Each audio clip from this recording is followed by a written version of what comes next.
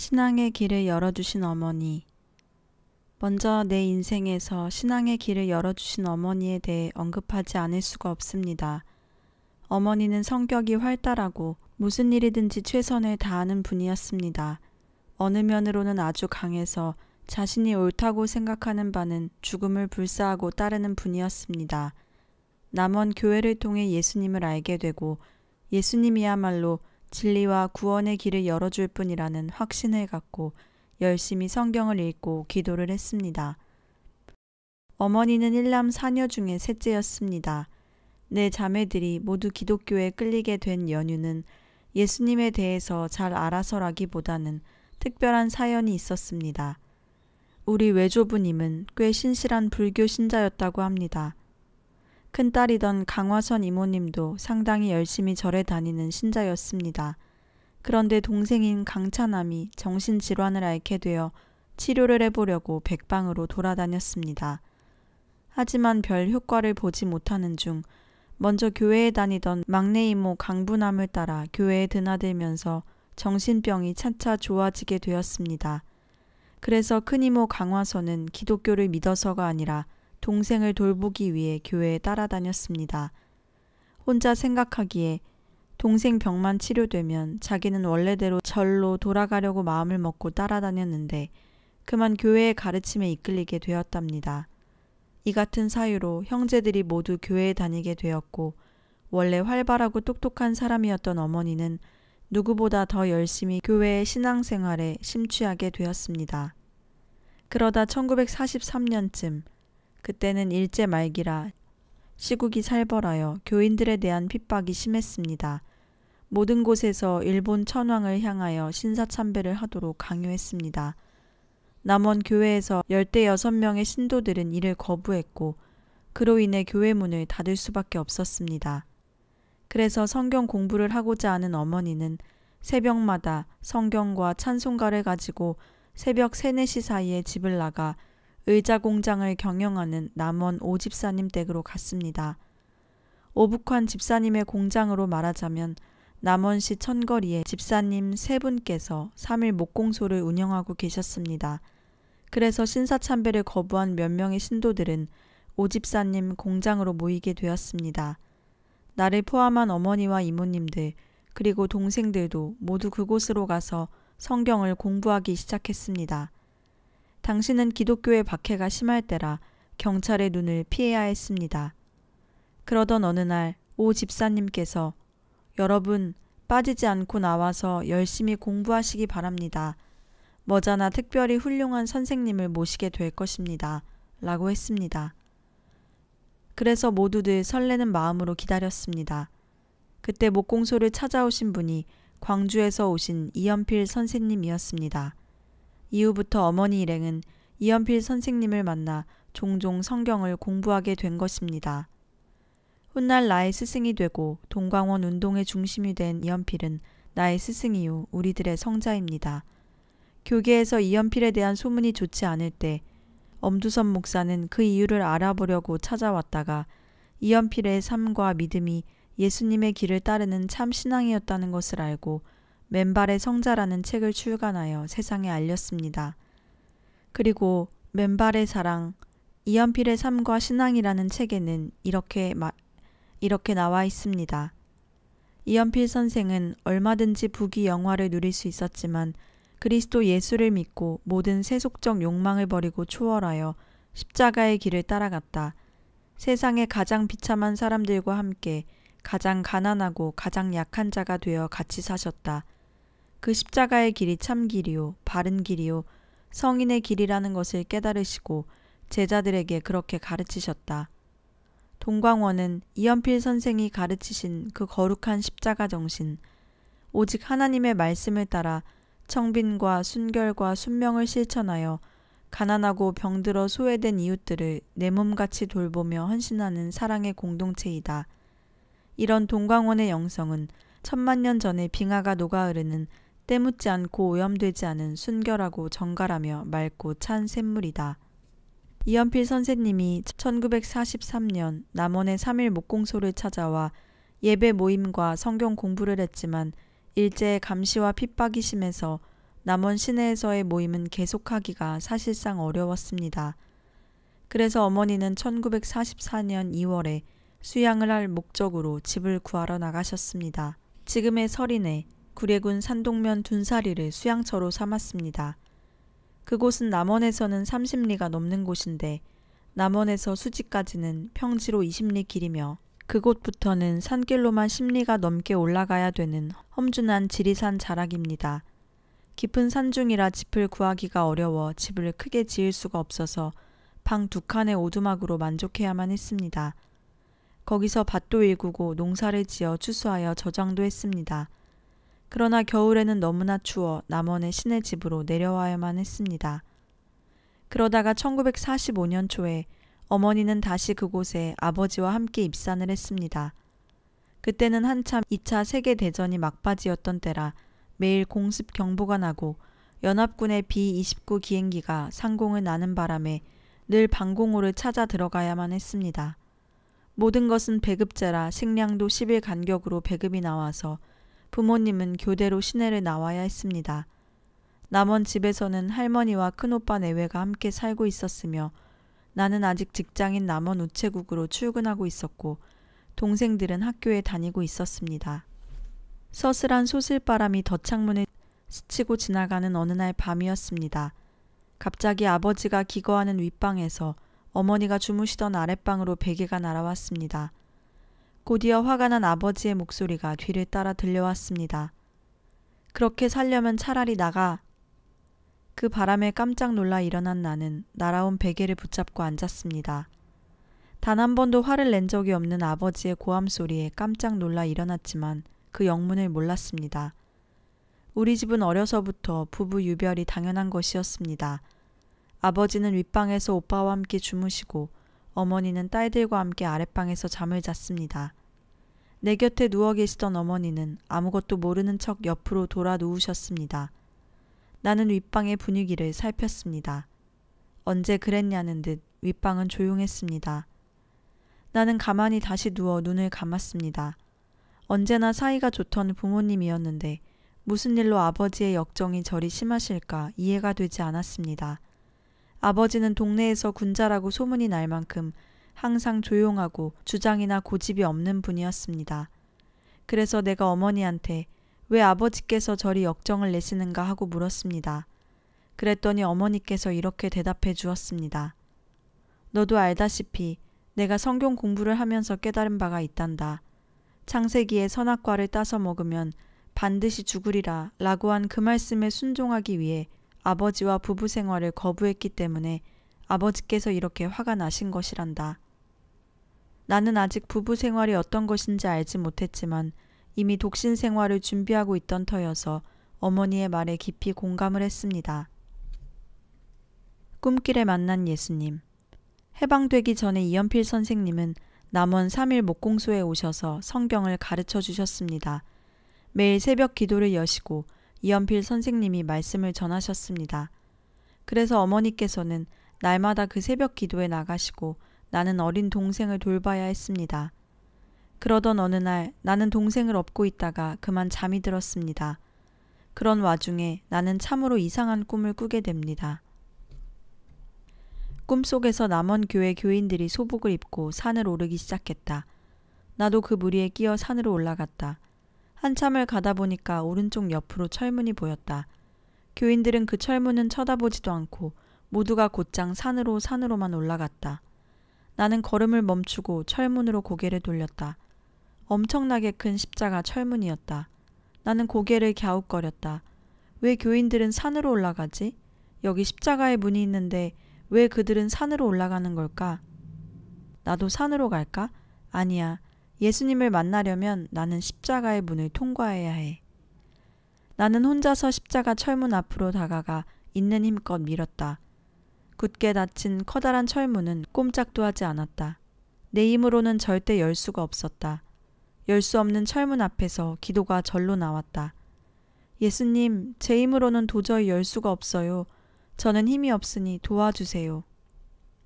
간절히 기도하면서 문고리를 잡자마자 결코 열릴 것 같지 않던 철문이 스르륵 가볍게 열렸다. 조심스레 문 안으로 들어가자 양쪽에 서서 철문을 열어준 어린 천사들이 보였다. 나는 건너편으로 고개를 돌렸다. 그곳에는 어머니가 예수님 옆에 편안히 앉아 계셨다. 나는 건너편 쪽으로 가고자 했다. 때마침 예수님이 내 앞으로 걸어 나오셨다. 나는 고개를 숙여 정중히 인사를 한 다음 예수님께 말했다.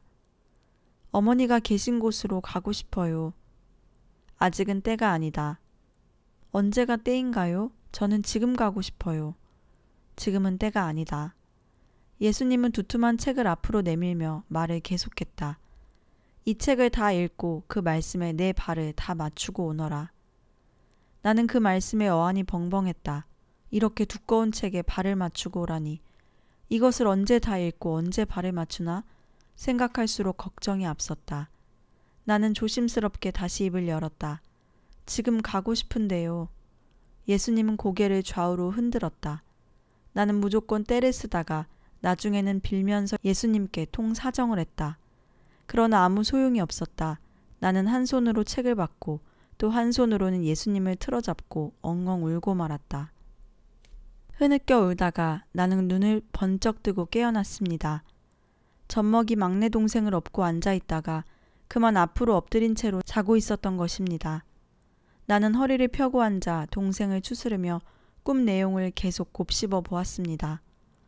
꿈의 내용이 하도 의미심장하여 이제나 저제나 어머니가 돌아오기를 기다렸습니다. 초조한 내 마음과는 달리 어머니는 쉬이 오지 않았습니다. 한참 후 어머니가 대문으로 들어오시는 기척이 왔습니다.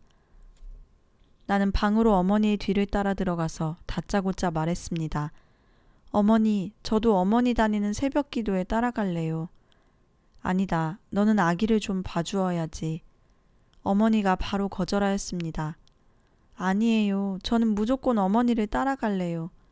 나는 무조건 억지를 부렸습니다. 그러자 잠시 어머니가 나를 보더니 작은 소리로 말을 했습니다. 사실은 광주에서 이 선생님이라는 선지자가 오셨어. 그분에게 창세기 성경 공부를 하는 중이다. 그분은 마음을 꿰뚫어 보시는 분이니까 그분에게 의논해서 허락을 받으면 그때부터 같이 가든지 하자. 어머니의 대답을 듣자 나는 마음속에서 더 안달이 났습니다. 하지만 그분이 하나님 대리자인 선지자라면 기다릴 수밖에 없다고 생각하면서 들뜬 마음을 다독였습니다. 며칠 후 새벽 예배를 드리고 온 어머니는 방으로 들어오자마자 나에게 말했습니다. 나한테 배우라고 하더라. 꿈에서도 예수님이 안 받아주시더니 나는 속이 퍽 상했습니다. 그래도 가서 뵐 거야 라고 어머니에게 떼를 쓰고 싶었지만 선지자님 말씀인데 거역하면 안 되겠다고 마음을 바꿔 생각을 비우니 몸과 마음이 한결 가벼워졌습니다. 그날부터 나는 어머니한테 성경을 배우기 시작했습니다. 그리고 어머니가 하시는 대로 따라하였습니다. 어머니가 일어나면 함께 일어나고 기도하면 함께 기도하고 하면서 어머니를 따랐습니다. 어머니와 함께 성경을 공부하는 일은 무척 재미있었습니다. 그렇게 성경 공부에 재미를 붙이고 있던 중에 8월 15일 일본으로부터 해방이 찾아왔습니다. 해방이 되자 모두가 환호하며 기뻐했습니다. 그러나 기쁨도 잠시, 이내 또 세상은 무법천지가 되었습니다. 일본이 패망하여 우리나라에 왔던 일본 사람들이 쫓겨나게 되자 일시적으로 혼란이 찾아왔습니다. 당시 남원 우체국은 한국인이 우체국장이었습니다. 나에게는 누구보다 잘 대해주고 근무 성적도 늘 최고 점수를 주었습니다. 그런데 강직한 성품이라 조금만 잘못해도 크게 야단을 치는 분이었습니다. 그런 태도의 일부 직원들은 평소 불만을 가지고 있었던 것 같습니다. 하루는 그 불평하던 직원들이 우르르 달려들어 우체국장을 작대기로 두들겨 팼습니다. 그동안 여직원들은 모두 전화교환실에 몰아넣고 몽둥이를 들고 문 앞을 지켜서서 나오지 못하게 했습니다. 이런 모습을 지켜본 나는 큰 충격을 받고 이 세상을 살고 싶지 않을 정도로 실망하고 절망에 빠져버렸습니다. 그런 와중에 앞날에 대한 진로를 심각히 고민하면서 하루하루를 보내고 있던 때라 나는 우체국의 일이 예전처럼 보람으로 느껴지지 않았습니다. 그나마 다행인 것은 내가 우체국에서 전화선을 교환하는 일을 하므로 인간의 양면성을 지닌 그런 직원들의 얼굴을 마주 대하며 일할 시간이 거의 없었다는 것이었습니다. 그렇지만 매사에 힘이 빠지고 우체국 나가는 일이 갈수록 힘들고 일할 의욕이 시들해졌습니다. 결단과 새 출발. 수도자의 길을 가야지 하고 마음먹고 있었지만 구체적 계획이나 이끌어주는 사람이 없어서 막연하였기에 직장을 그만두지 않고 계속 다녔습니다. 그렇게 마지못해 다니며 차일피일하는 중에 해방이 되었고 해방된 지 얼마 후에는 징용으로 입대를 했던 3대 독자 최 씨가 무사히 돌아와서 내가 근무하고 있는 남원 우체국으로 인사를 왔습니다. 저는 멀리서 그를 알아보고 깜짝 놀라 당황하였습니다. 그가 입대할 때 나는 이미 예수님을 따라 산으로 들어간다고 했으니까 내가 없는 줄 알 터인데 부딪히면 어쩌나 난감해서 그날은 멀리 숨어 있었습니다. 그런데 이미 산으로 떠난 줄만 알았던 내가 아직 근무한다는 소식을 듣고서 바로 그 이튿날 내게 전화를 걸어왔습니다. 떠난 줄만 알고 있는 금남 씨가 아직 있어서 너무나 고맙습니다. 나는 숨을 한번 크게 내쉬고는 말을 했습니다. 그동안 생각해 주셔서 감사합니다. 아시다시피 저는 결혼하지 않고 수도의 길을 가고자 하는 몸, 오직 예수님만 바라보면서 살아갈 것입니다. 그러니 제발 저를 잊으시고 좋은 사람 만나시어 행복하시기를 다시 부탁드립니다. 나의 마음을 이미 다 알고 있는 그는 마지막 올 것이 왔다는 듯 서운함이 짙게 깔린 목소리로 대답했습니다. 3년이란 세월 동안 내가 금남씨 가는 길을 방해한 것 같소. 보통 사람이 걸어가기 힘든 수도의 길을 간다고 하니 도저히 말릴 수도 없구려. 나도 함께 수양의 길을 걷고 싶은 마음은 이미 금남씨가 알고 있을 것이오. 부디 아무도 가지 않는 좁은 길을 가니까 꼭 성공하길 바라오. 예, 부디 예수님 잘 믿고 거룩한 믿음의 가정을 이루세요. 전화를 끊고 나서 나는 마음이 착잡했습니다. 그 사람의 마음을 아프게 한 것이 또다시 미안하고 미안했습니다. 이렇게까지 그의 마음을 아프게 하면서 가는 길, 진리의 길을 꼭 이루고 말겠다는 다짐도 했습니다. 지금 돌아보아도 그렇게 할 수 있었던 힘은 내게는 조금도 없습니다. 오로지 나를 구하시고자 하는 주님의 은총 덕분일 것입니다. 3대 독자와 마지막 인사를 나눈 며칠 후였습니다. 어머니는 남원 시내에서 약 20리 밖에 있는 지리산 자락 갈촌리로 떠나기 위해 여장을 꾸렸습니다. 그곳도 역시 교사를 하던 숙부님이 산후와 개간을 한 곳이었습니다. 농토도 만들고 저수지도 파고 과수도 조금 심으신 곳이었습니다. 비탈진 야산이었는데 거기에 산지기 집이 한 채 있었습니다. 길을 나서며 어머니는 편안한 얼굴로 나에게 말했습니다. 나는 100일 수양에 들어갈 거야. 너도 독신으로 살려면 우체국에 사표를 내고 함께 합심해서 기도하러 가자. 생각지도 못했던 어머니의 제안에 나는 그저 고개만 끄덕였습니다. 아침에 출근하여 우체국에 근무하는 동안에도 머릿속에는 어머니의 말이 맴돌았습니다. 그래서인지 그날은 어느 날보다도 길고 지루하고 피곤했습니다. 나는 퇴근하고 집으로 돌아와서 방 벽에 걸려있는 방해인 여사 사진을 올려다보았습니다. 방해인 여사는 결혼도 안 하고 전주 기전여고 교사를 하면서 고아와 병자를 돌보았던 분이었습니다. 나는 방해인 여사의 모습에 자신을 겹쳐보면서 상상의 나래를 폈습니다. 쉽지는 않겠지만 방해인 여사처럼 불쌍한 고아와 예수님만 사랑하고 살아야지 라는 생각을 했습니다. 다음날 나는 우체국에서 사표를 제출하고 자리를 정리하였습니다. 집으로 돌아오자 주섬주섬 옷 몇 가지를 챙겨들었습니다. 아버지는 몹시 반대를 했습니다. 어머니가 산으로 들어가 기도하는 것도 못마땅한데 딸마저 따라간다니 기가 막혔습니다. 아버지의 극심한 반대에도 불구하고 나는 먼저 간 어머니를 찾아가지 않을 수 없었습니다. 그래서 서둘러 갈촌리로 향했습니다. 갈촌리에서 나는 어머니와 함께 100일 기도를 시작했습니다. 때는 벌써 늦가을이었습니다. 기도가 깊어질수록 세상을 보는 눈이 달라지고 성경을 보는 각도도 달라졌습니다. 전에는 성경을 말씀 그대로 문자적으로 해석했었는데 이제는 성경을 기록한 분의 마음이 보였습니다. 특히 내가 죄인이라는 것이 절실하게 다 보였습니다. 너희가 육신대로 살면 반드시 죽을 것이로되 성경 말씀이 내 속을 뚫고 들어오니 죄덩어리요 죽을 수밖에 없는 인간적인 바탕이 그대로 드러났습니다. 이제는 방향을 완전히 틀어서 예수님이 열어놓으신 길로 가야 한다. 그게 구원의 길이다. 예수님의 길은 거룩함에서 시작한다. 우리가 사는 곳은 죄악의 세상이다. 나라는 것은 숨 쉬는 것조차도 죄뿐이다. 나는 산다는 것 자체가 부끄러웠습니다. 그러는 동안 젊은 처녀가 어머니와 함께 산골에서 기도를 하고 있다는 소문이 주변으로 퍼져나가 산골로 찾아오는 남정네도 있었습니다.